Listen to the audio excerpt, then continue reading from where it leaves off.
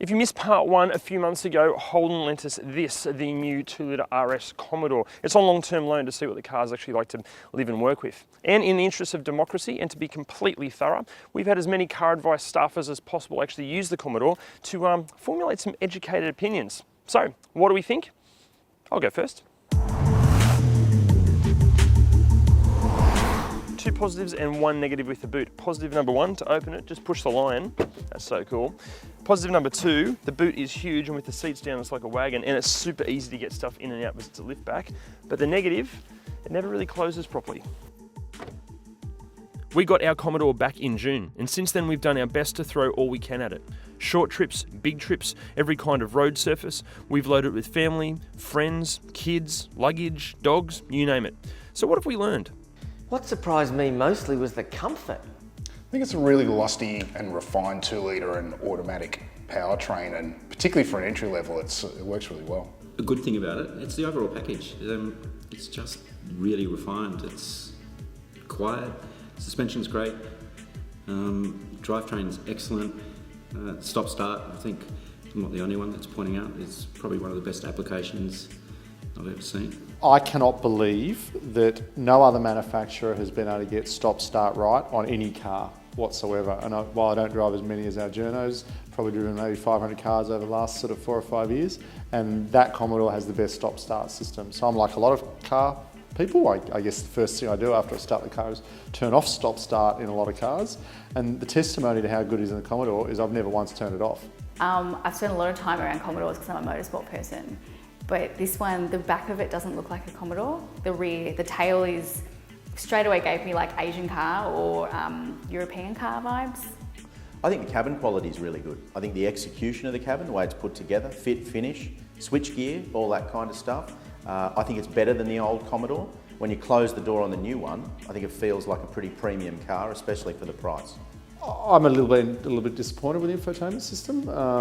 I think that it's not just the screen size, which is at the smaller side for a car that I guess could have made a bit more of a technological better impression. Look, I think from a design perspective, I think they've done a really good job. So obviously it's a long car, so it's obviously got great space in the back, but I think it keeps that design, that European design that translates quite well to the local market. So the two negatives for me, and it could just be our test vehicle, we had some issues with the smartphone link, so you needed to unplug and replug because the phone disconnected. That could just be an electronic glitch.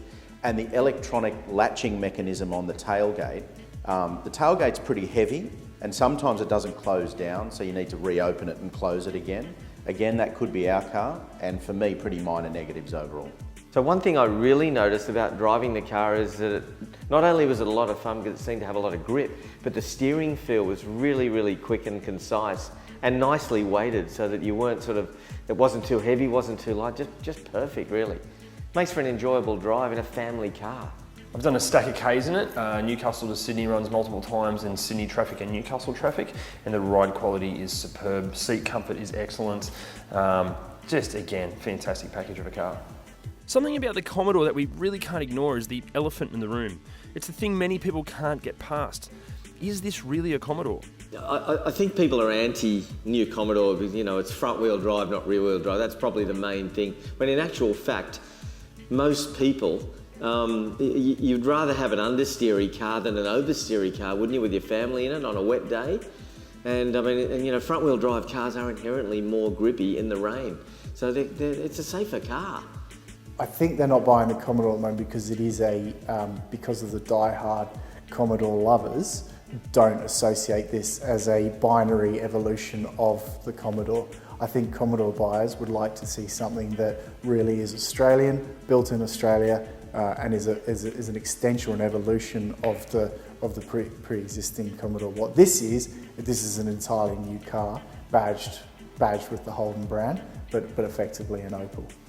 This might be controversial, and I've driven almost every model of Commodore previous to this, but this is the best one.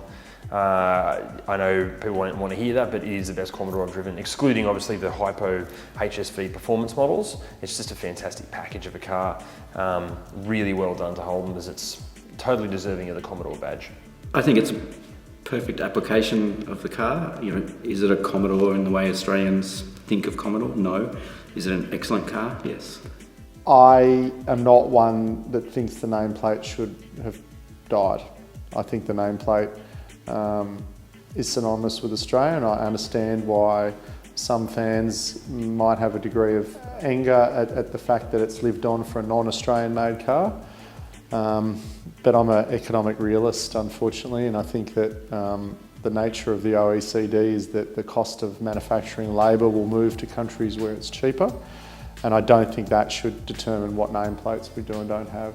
Mate, there's a message with this new Commodore, and I suspected it when I first drove it, and it's come to fruition having spent a couple of months with it in the Car Advice Garage, talking to the whole testing team, everybody who's driven it.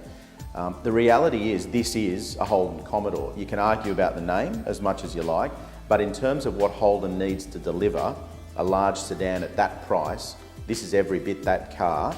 And all the online garbage, keyboard warriors, all the people complaining and bitching and moaning and whinging about it not being a Commodore, I'd wager that the majority of them haven't sat in one and the majority of them haven't driven it, and as such, they're completely wrong.